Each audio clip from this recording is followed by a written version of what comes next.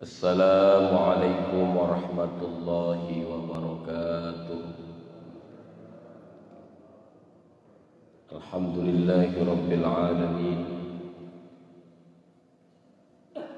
Alhamdulillahi alladzi amarna an nanzura anfusana ma qaddamat lighad. Lianna hadhihi al-hayata ad-dunya la'ibu wa lahu lizadil ma'ad.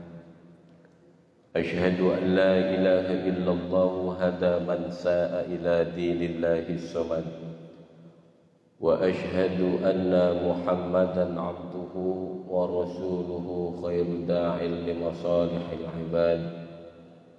Wa salawatullahi wa salamuhu ala nabiyil mustafa arsalahu ila daril rasyad. Wa ala alihi wa ashabihi wa man tabi'ahum bi ihsanin lil i'timad.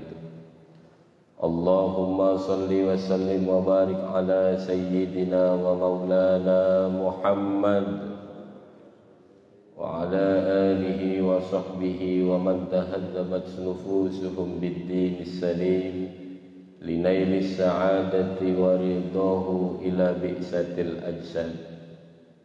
Wa sallama taslima katsira amma ba'd. Bapak-bapak, ibu-ibu, jamaah yang dirahmati Allah Subhanahu wa taala. Puji syukur kehadirat Allah Subhanahu wa taala. Pada pagi hari ini kita semua mendapatkan karunia yang besar dari Allah Subhanahu wa taala, yaitu kesempatan untuk beribadah kepada Allah Subhanahu wa taala. Mudah-mudahan kita semua Allah sehat afiatkan. Allah berikan kesembuhan bagi yang sakit, keluarga kita, anak cucu kita. Mudah-mudahan saudara-saudara kita dan orang-orang yang kita cintai yang lagi terbaring sakit, moga-moga Allah sembuhkan. Dan kita terus dijaga kesehatannya oleh Allah. Setelah sehat kita diberikan kekuatan untuk ibadah kepada Allah Subhanahu wa ta'ala. Mari kita kirim Fatihah untuk mereka yang sedang sakit. Dan kita kirim Fatihah pula untuk keluarga kita yang sudah mendahului kita. Mudah-mudahan Allah melapangkan kuburnya. Yang sakit Allah sehatkan, yang sudah wafat Allah lapangkan kuburnya. Dan kita yang masih hidup Allah terus berikan kesempatan untuk meningkatkan ketakwaan kita kepada Allah Subhanahu wa ta'ala. Ala hadhihi niyyah wa ala kulli niyatin salihah. Al-Fatihah. A'udzu billahi minasy syaithanir rajim. Bismillahirrahmanirrahim. Alhamdulillahi rabbil alamin. Ar-Rahmanir Rahim. Maliki yaumiddin. Iyyaka na'budu wa iyyaka nasta'in. Ihdinas siratal mustaqim. Siratal ladzina an'amta 'alaihim ghairil maghdubi 'alaihim waladdallin.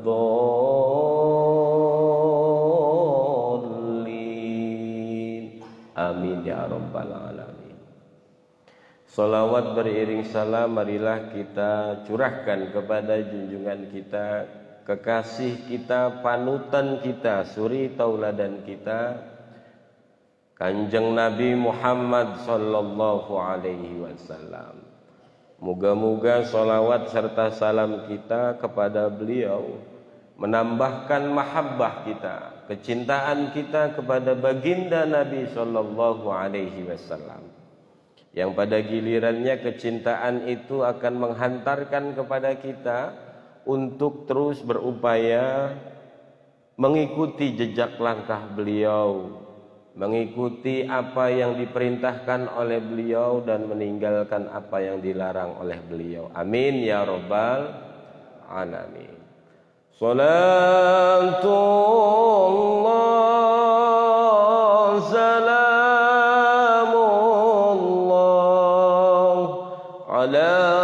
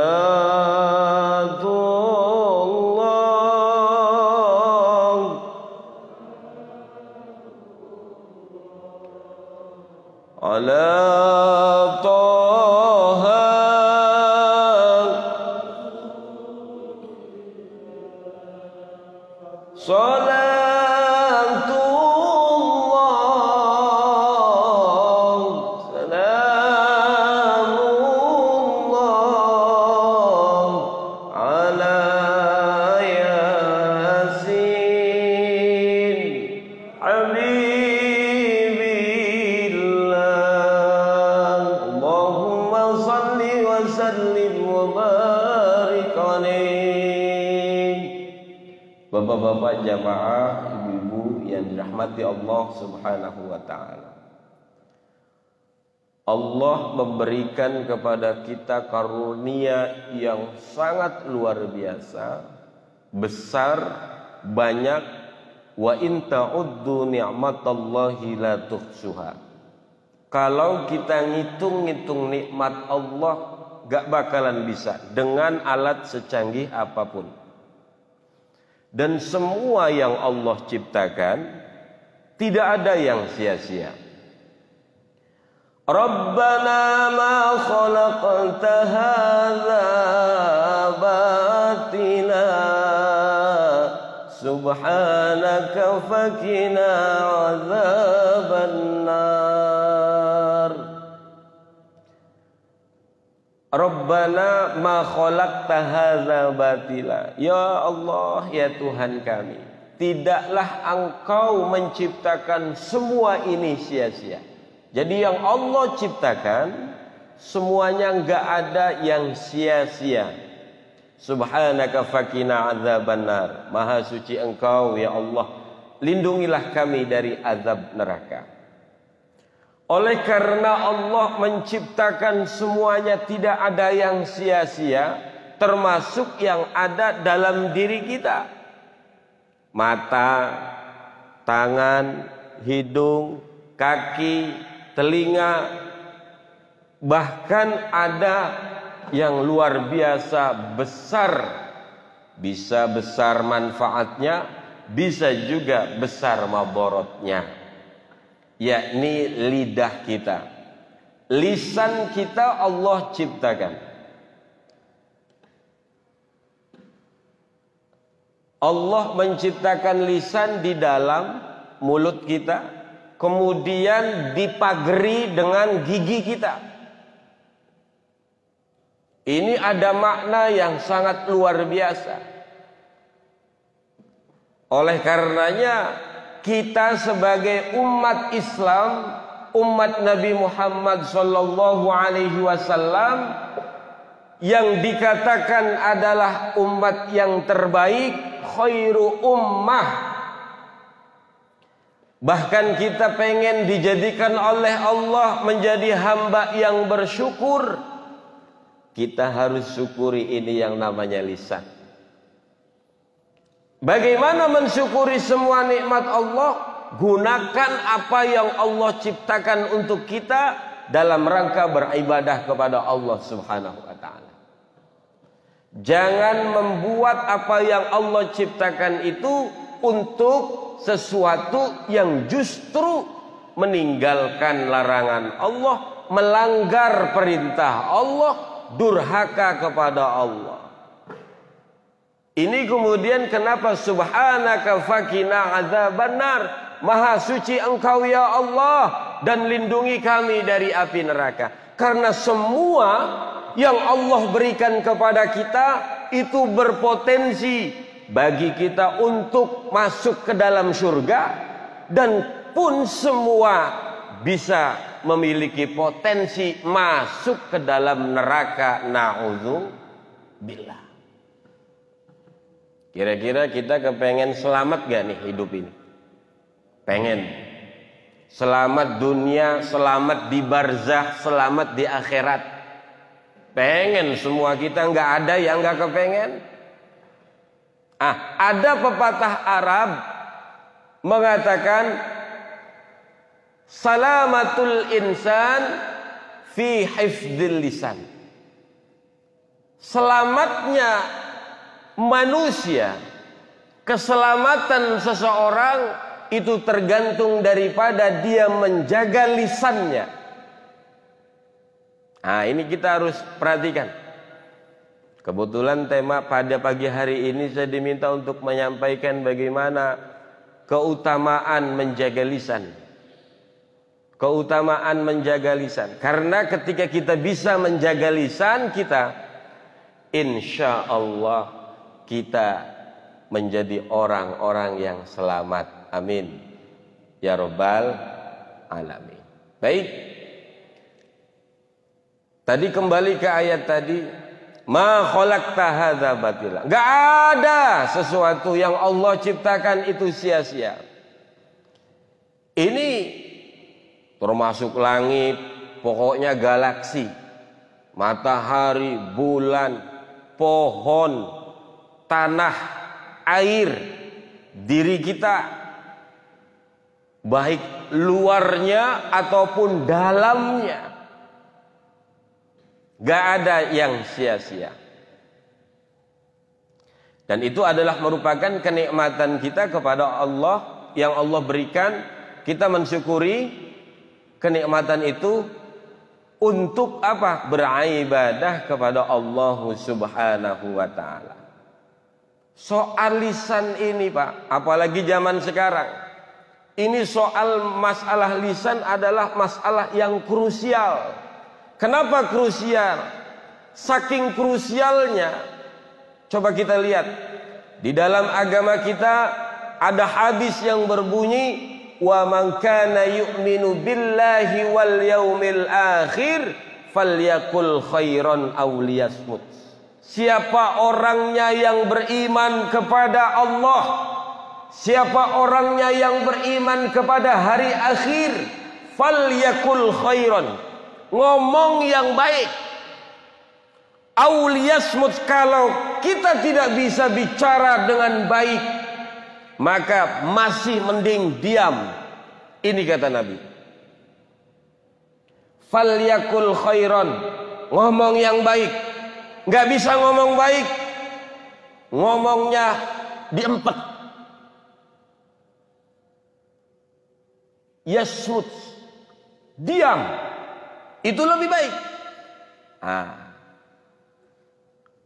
Dunia sekarang ini bisa bahwa lisan ini diwakili oleh jempol kita. Lisan bisa diwakili dengan jari kita. Karena perkataan sekarang bukan lagi bersifat, atau dialog bukan lagi bersifat berhadap-hadapan, tapi jauh, dengan WA, dengan Twitter, dengan Instagram, dengan Facebook, dengan Messenger, dengan Line, dengan Telegram. Jadi lisan ini diwakili juga dengan jempol kita, jari jemari kita, yang mana jari jemari itu seringkali kita tulis kebaikan, jari jemari itu kita bisa wakilkan dari lisan ini menulis keburukan, tergantung bagaimana kita. Nah, kita lihat betapa pentingnya hadis ini. Rasulullah sallallahu alaihi wasallam mendahulukan hadis ini dengan mengungkapkan keimanan. Man kana yu'minu billahi, siapa orangnya yang beriman kepada Allah, wal yaumil akhir, dan beriman kepada hari akhir. Mula-mula Rasul mengatakan tentang keimanan kita kepada Allah. Rasul mengatakan keimanan kita kepada hari akhir, karena lisan kita akan berdampak kepada keimanan kepada Allah. Lisan kita akan berdampak apa yang akan kita terima nanti di hari akhir. Mafhum mukhalafahnya coba diukur. Siapa orang yang beriman kepada Allah dan siapa orang yang beriman kepada hari akhir, maka ngomong yang baik. Kalau nggak bisa ngomong yang baik, masih mending diam. Artinya orang yang bisa, orang yang beriman kepada Allah dan hari akhir, mesti omongannya yang baik-baik. Orang yang beriman kepada hari akhir, mesti bicaranya yang baik-baik. Mafhum mukhalafahnya, kebalikannya bagaimana? Artinya ketika orang yang selalu mengatakan keburukan, nge-tweet yang buruk, bikin status Facebook yang buruk, bikin status WA yang buruk, macem-macem pokoknya, berarti ada problem, ada masalah di dalam keimanannya kepada Allah Subhanahu wa ta'ala. Ini jelas hadis riwayat Imam Bukhari. Nabi Shallallahu Alaihi Wasallam mula-mula mengaitkan antara pemakaian lisan kita dengan keimanan kepada Allah Subhanahu Wa Taala. Keimanan kita kepada hari akhir. Ngapain Nabi ngingetin tentang hari akhir? Bahwa lisan kita akan dimintakan pertanggungjawaban di hadapan Allah Subhanahu Wa Taala. Yang seringkali kita wakili lisan kita dengan jempol kita, dengan handphone kita. Nih setan gepeng nih. Setan gepeng ini, ya, bisa dengan handphone ini pertengkaran antar satu keluarga dengan keluarga yang lain, orang satu dengan orang lain, bahkan negara yang satu dengan negara yang lain.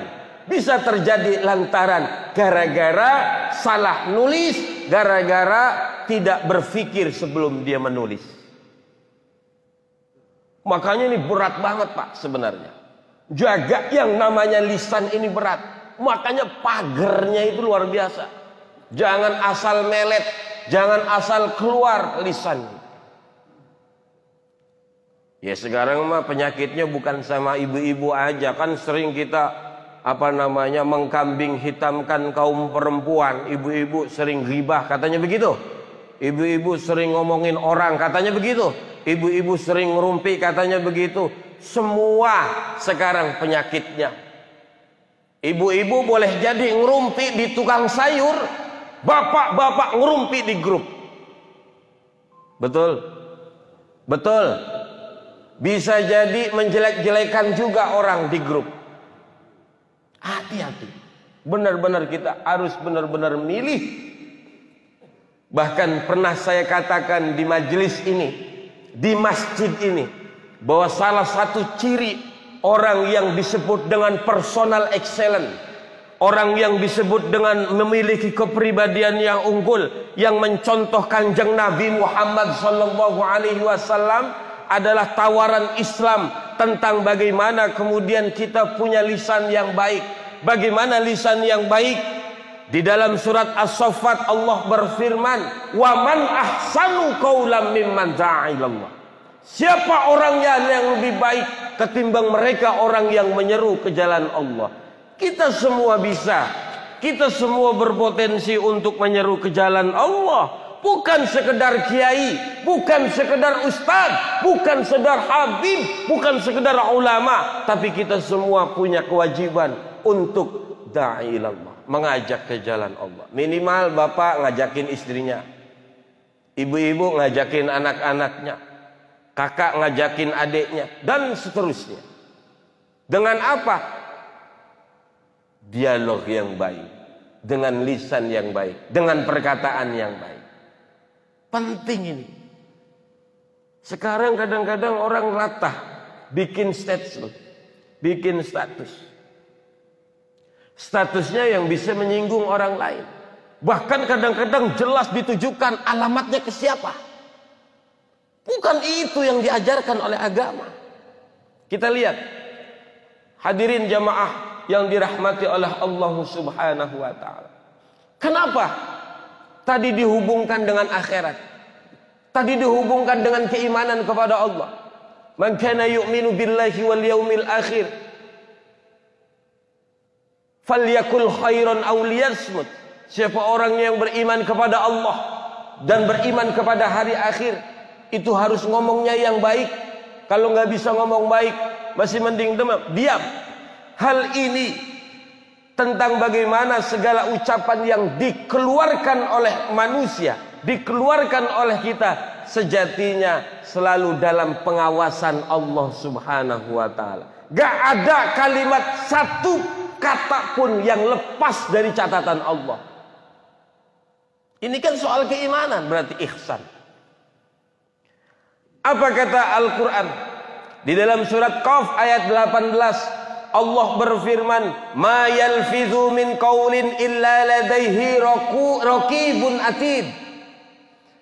Tidak ada satu kalimat pun yang diucapkan melainkan ada di dekatnya malaikat pengawas yang selalu hadir.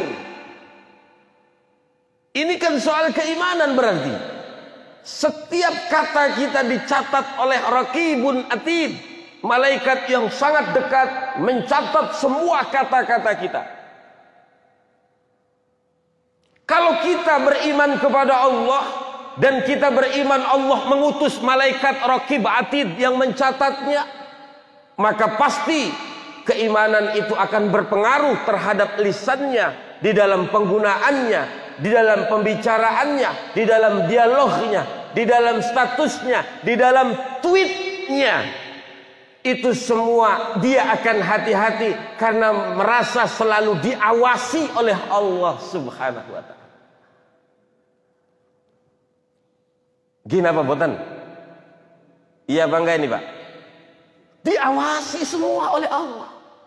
Astagfirullahaladzim. Gak sembarangan ngomong. Ustaz, saya mah ngomongnya dewekan sih, katanya begitu. Tetap ditulis. Ngomongnya dewekan, sendirian. Ngomel aja tuh ibu-ibu, umpamanya, mohon maaf ibu ya, mohon maaf, lagi ngulek, ngomelin suami terus gitu kan. Itu kan ngomongnya dewekan itu. Tetap Bu, dicatat sama malaikat. Laki saya begini, dicatat. Apalagi ngomongnya sama ibu-ibu yang lain, menceritakan keburukan lakinya, umpamanya, dicatat.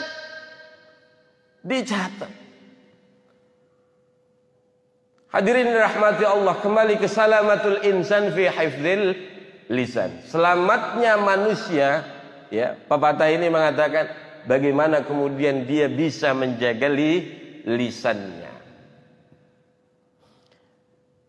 Ketika kita melihat bagaimana kuatnya hubungan antara keselamatan kita dengan penjagaan kemampuan kita untuk menjaga lisan kita.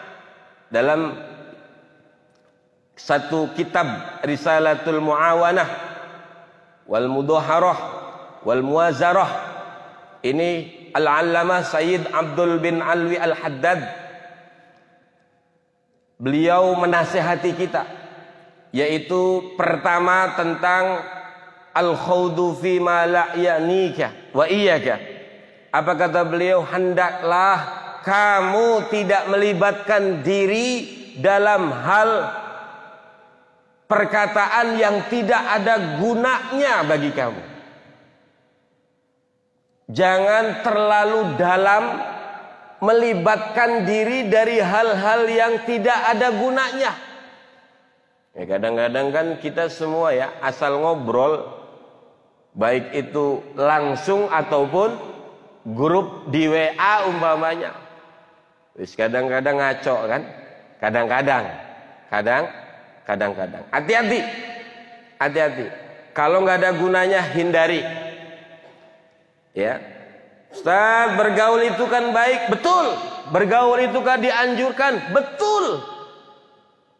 Tapi ingat hadis Nabi. Ittaqillaha haitsu ma kunta wa atbi'is sayyi'ata hasanata tamhuha wa khaliqin nas bi khuluqin hasan. Ini catatannya di akhir hadis ini. Khaliqin nas bi khuluqin hasan. Kita disuruh emang oleh Rasul bergaul, berhubungan dengan orang lain, silaturahmi dan lain sebagainya, bi khuluqin hasan, dengan akhlak yang baik. Yang baik. Nah, catatannya diantaranya akhlak yang baik. Bagaimana kemudian kita punya bahasa? Ada orang Sunda di sini, ada orang Sunda. Banyak. Sunda semua. Ah, enggak, ini Bapak ini dari luar Jawa nih. Kata orang Sunda cenah, hadeku omong, gorengku omong. Baik buruknya seseorang itu tergantung dari bagaimana dia bicara. Makanya kemudian kita harus pandai mengolah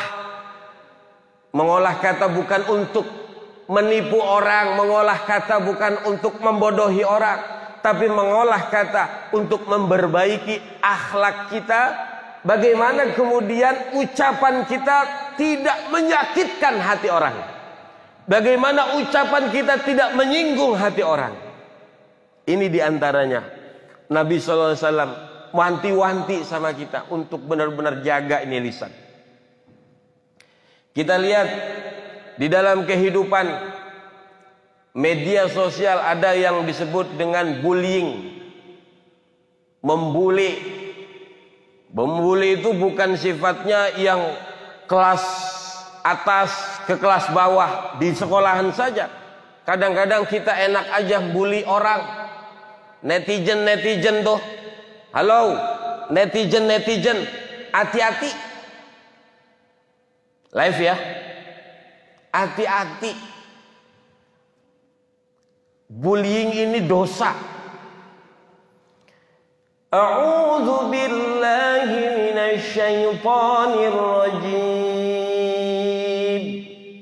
Bismillahirrahmanirrahim. Ya ayyuhalladzina amanu la yaskhar qaumun min qaumin asa an yakunu khairan minhum wala nisa'un min nisa'in asa an yakunna khairan ولا تلمزوا أنفسكم ولا تنابزوا بالألقاب بئس الاسم الفسوق بعد الإيمان ومن لم يتب فأولئك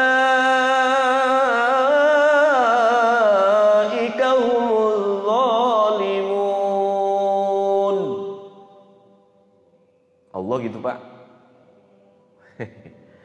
Ngantuk ya. Apa katanya dalam surat Al-Hujarat nih ya, ayat 11. Kita lihat. Ya ayyuhalladzina amanu, hai orang-orang yang beriman. Tuh yang dipanggil orang yang beriman lagi aja. Ini Allah sayang berarti sama kita orang yang beriman. Allah sayang.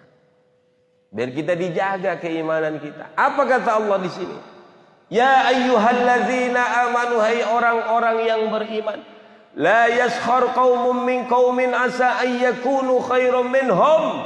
Janganlah sekumpulan orang laki-laki merendahkan kumpulan yang lain. Boleh jadi yang ditertawakan itu lebih baik dari mereka. Wala nisa'un min nisa'in asa ayyakunna khairam minhun. Dan jangan pula sekumpulan perempuan merendahkan kumpulan lainnya. Boleh jadi yang direndahkan itu lebih baik. Jadi kita tidak boleh membuli orang. Ini peringatannya buat bapak-bapak juga buat ibu. Mengolok-olok orang tuh nggak boleh. Ini ada sejumlah riwayat ya. Kenapa nih ayat ini turun? Al-Hujarat ayat 11 ini turun. Itu diriwayatkan berkenaan dengan ejekan yang dilakukan oleh Bani Tamim terhadap para sahabat Rasul yang miskin. Ini kadang-kadang orang miskin kan yang dibully. Ah, kamu ini orang punya apa gitu ya. Ya. Jadi dulu tuh ada Bilal bin Rabah tuh. Suhaib, Salman Al-Farisi, Salim Maula Abi Huzaifah dan lainnya. Riwayat lain menyebutkan bahwa ayat ini berkenaan dengan ejekan sebagian perempuan kepada Sofiyah binti Huyai bin Akhtab, salah seorang istri Kanjeng Nabi Sallallahu Alaihi Wasallam. Beliau ini adalah keturunan Yahudi, Sofiyah ini. Lalu diejek. Kemudian Nabi nyuruh, Sofiyah, kenapa kamu gak jawab sama mereka bahwa bapakku adalah Harun, Nabi Harun maksudnya, pamanku adalah Nabi Musa. Karena dia kan gara-gara dia keturunan Yahudi diejek. Dia mah keturunan Yahudi dan lain sebagainya. Pokoknya diejek dah. Turun ayat ini diantaranya adalah. Jadi kelompok perempuan ini mengejek Sofiyah seperti itu. Kata Nabi, kenapa kamu nggak bilang? Ya, bapakku adalah Harun, pamanku adalah Musa. Karena memang Nabi Musa adalah cikal bakal kaum Yahudi. Kenapa kamu nggak bilang begitu? Dan bilang aja, suamiku adalah Muhammad Sallallahu Alaihi Wasallam. Siapa yang berani coba ngejek? Ini sampai Nabi ngajarin begitu, jawab aja begitu. Sehingga turun nih Al-Hujarat ayat 11. Nggak boleh mengolok-olok orang, membuli orang. Sekarang ya Allahu Rabbi, udah apa aja dikomenin. Di grup semua di-share, selalu dikomen. Gatel nggak ngomenin, ya Allahu Rabbi. Padahal hati-hati nih. Hati-hati. Ketika kita melakukan ini, tolok ukurnya adalah keimanan kita kepada Allah dan hari akhir. Hadirin yang dirahmati oleh Allah Subhanahu wa taala. Penyakit yang kedua diantaranya adalah ghibah. Bu. Ibu mah doyan ngobrol ya. Sampai lagi ceramah aja ngobrol tuh. Ngobrolin kue ya. Ada ghibah. Ayat selanjutnya setelah ayat 11 ada ayat 12. Apa kata Allah? A'udzu billahi minasy syaithanir rajim.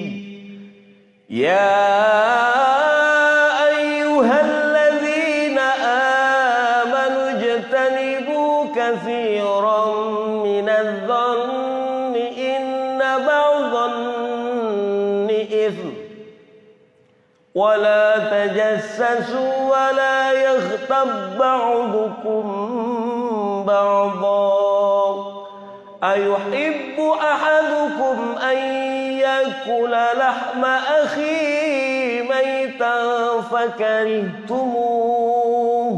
wattaqullah innallaha tawwabur rahim.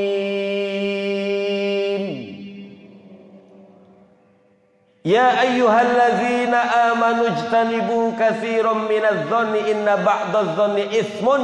Hei orang-orang yang beriman. Tuh yang dipanggil kita orang yang beriman. Yang enggak beriman bodoh amat. Ini yang dipanggil adalah orang yang beriman. Apa kata Allah? Jauhi kebanyakan purbasangka. Apa itu? Kecurigaan. Dzon. Karena apa? Sebagian dari dzon itu adalah dosa. Waspada boleh, terlampau suudzon jangan. Kemudian apa? Dan janganlah mencari-cari apa? Kesalahan, keburukan orang. Ya, la tajassasu wa la yaghtab ba'dukum ba'dha. Ya. Dan janganlah menggunjing satu dengan yang lainnya. Enggak boleh ghibah. Apa coba di sini digambarkan? Ayuhibbu ahadukum ayyakula lahma akhihi maitan fakarihtumuh. Adakah seorang di antara kalian yang suka memakan daging saudaranya yang sudah mati? Coba gini deh. Kalau kita ibu nih dikasih ayam mati nggak disembelih, mau nggak dimakan? Itu kan statusnya kalau ilmu fikih adalah bangke, walaupun matinya baru, seger itu masih. Kira-kira mau nggak? Jijik ya? Atau bangke beneran? Sekarang tawarannya adalah apakah kata Allah di sini? Apakah kamu mau? Ya. Kamu makan bangke saudaramu. Berarti kan manusia juga.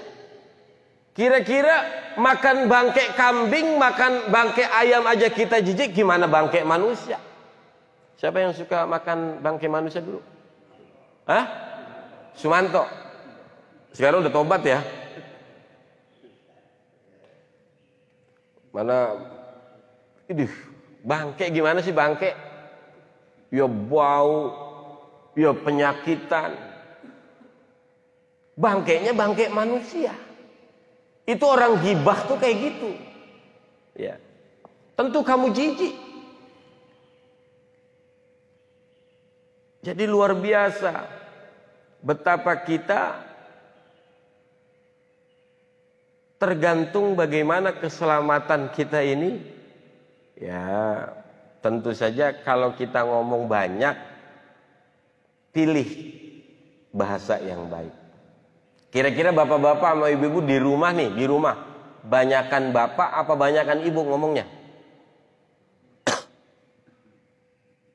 Beda-beda ya, ada yang ibunya diem, bapaknya cerewet. Ada yang bapaknya diem aja, ibunya cerewet luar biasa. Nah kalau ibunya cerewet, bener bapak diem aja. Bapak masih mending diem. Kalau cerewet sama cerewet nantinya berantem. Ntar juga lama-lama capek, biarin. Emang orang wadon mah begitu. Perempuan mah emang begitu. Ya kan kita sering kan ngelihat video viral itu kan. Katanya ada mama ngomong baik katanya gitu. Kata Ustadz Das'ad gitu kan ada cerita. Sampai dibeliin emas, dijeburin ke sumur. Itu jin yang 400 tahun di sumur sampai keluar dari sumur lantaran ada perempuan katanya di dalam ngomel mulu. Tapi ibu-ibu sini mah insya Allah diem. Ya, insya Allah solehah semua. Nggak ada yang berani ngomelin laki. Ya, paling ngerayu laki bolehlah. Makanya ajak laki-laki itu dengan kebaikan dan cara yang baik. Ibu kan pinter ngerayu bapaknya. Ajak mereka ke jalan yang baik dengan cara yang baik. Sama kita juga ngajak orang itu dengan cara yang baik. Pilihannya ada kok. Pilihannya ada. Coba tes aja deh. Ini kan sebenarnya sudah menjadi rahasia umum bahwa ada penelitian di Jepang, ada dua buku warnanya biru, namanya The Power of Water. Ya, ada dua buku yang meneliti tentang air. Isinya apa? Di dalamnya isinya adalah bagaimana air itu diteliti ketika air itu dinyanyikan atau disetel musik yang klasik, indah, mendayu-dayu, itu akan membuat sebuah kristal, membuat unsur-unsur yang sangat indah. Di antara yang menjadi bahan testernya adalah musik Beethoven atau Mozart. Yang sepuh mungkin udah tahu ya. Kalau milenial mungkin nggak ngerti nih. Taunya apa nyanyian Korea. Beethoven sama Mozart itu yang lalu lagu-lagu klasik yang orkestra gitu gitu dan seterusnya lah gitu ya. Itu membentuk sebuah kristal-kristal di air, itu sangat indah. Tapi ketika disetel atau musik-musik keras, hancur. Ketika disampaikan kepada air itu umpamanya kata-kata kasar, hancur. Nggak berbentuk lagi. Ini sedang bicara tentang bagaimana manusia diperlakukan dengan kata-kata. Kita ini kan 80% air, Pak. Bu. Manusia itu 80% air. Artinya kecenderungan manusia sama, mirip dengan air yang diteliti oleh orang Jepang itu.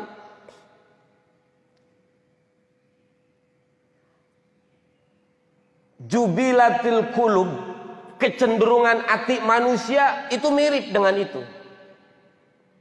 Makanya ngajak orang beda hasilnya, dengan kelembutan atau dengan kekasaran. Kalau dengan lembut, bapak ngajarin ibu, indah. Kalau dengan lembut dan kata-kata yang baik, ibu ngajakin bapak, cakep. Barangkali saya yang kebetulan pada pagi hari ini duduk di sini, ngajak dengan sesuatu yang baik, dengan bahasa yang baik, dengan kelembutan. Barangkali itu yang diinginkan oleh sebagian banyak orang, betul. Tapi ketika menyuruh seseorang umpamanya dengan paksa, pakai golok, sholat nggak loh? Kalau nggak sholat gue tebas nih, kira-kira begitu. Mau nggak tuh orang? Ini orang kok begitu? Ya, nggak ada. Istilahnya kecenderungan hati kita kepengen sesuatu yang kasar. Makanya ngajarin anak juga begitu. Guru itu dididik, ya, melalui pendidikannya itu bagaimana kemudian bisa aktif, kreatif, bukan seperti melakukan kekerasan terhadap anak. Bagaimana merayu anak, gitu kan. Orang tua sama, apalagi orang tua. Ibulah pasti, kalau anak itu ibu mesti. Karena al-ummu madrasatul ula. Ibu adalah sekolah pertama bagi anak-anaknya. Kalau ibunya dengan cara indah, dengan cara yang baik ngajarin anaknya, insya Allah anak ini akan senang. Terbentuk di dalam dirinya sesuatu yang indah. Tapi kalau ibu kasar sama anak, bapak kasar sama anak, dibentak-bentak anak ini, bahkan disampaikan kepadanya goblok, tolol umpamanya, hancur anak. Apalagi omongannya ibu. Ibu kalau ngomong udah jadi doa. Kalau ngomong kepada anak goblok, goblok beneran nantinya. Apa pengen anak kita goblok? Kepada anak kurang ajar kamu ya umpamanya, bisa jadi anak itu jadi kurang ajar. Kepada anak tolol kamu ya tolol beneran nanti. Nauzubillahi min dzalik. Ngajarin itu yang baik dengan cara yang baik. Itu tadi jelas dalam surat As-Saffat. Wa man ahsanu qawlan mimman da'a. Ahsan itu yang terbaik. Cari yang terbaik. Soleh sini, solehah sini. Oh, diajak ceritain. Kita jangan habis pikir, ya. Harus terus bagaimana caranya mengajar anak cucu kita ini dengan cara yang baik. Lanjut. Jadi ghibah itu tidak boleh. Ya. Apa itu al-ghibah? Al-ghibatu asyaddu minaz zina. Nabi bersabda, al-ghibatu asyaddu minaz zina. Ghibah itu lebih berat daripada zina. Astagfirullah. Kenapa? Qila wa kaifa? Qala ar-rajulu yazni thumma yatubu fayatubu Allahu alaihi. Kenapa begitu? Bagaimana bisa ya Rasulullah begitu? Seorang laki-laki yang berzina lalu bertobat kepada Allah, maka Allah bisa langsung menerima taubatnya. Wa inna sahibal ghibati la yughfaru lahu hatta yaghfiru lahu sahibuh. Namun perilaku ghibah, ya, tidak akan diampuni oleh Allah sampai dimaafkan oleh orang yang dighibahnya. Sedangkan kita menghibahi orang yang kita memang sangat sulit, bagaimana caranya nanti minta maaf sama dia. Aduh, berat. Ghibah ini berat.